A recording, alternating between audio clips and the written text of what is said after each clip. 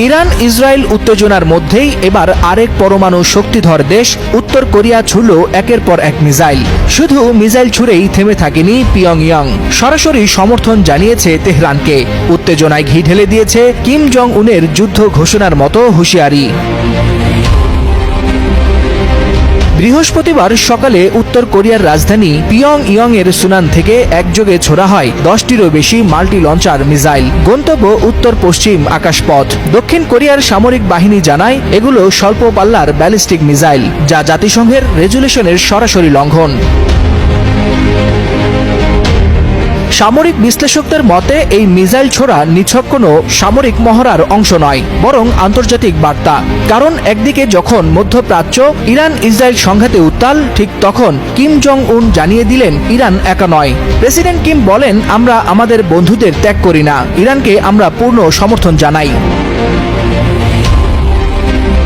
কিমের এই বক্তব্য কেবল যৌক্তিক সংহতি নয়, বরং মার্কিন নেতৃত্বাধীন পশ্চিমা বলয়ের বিরুদ্ধে স্পষ্ট চ্যালেঞ্জ। উত্তর কোরিয়া নিজেদের সেনাবাহিনীকে যুদ্ধ প্রস্তুতির সর্বোচ্চ স্তরে রাখার ঘোষণা দিয়েছে।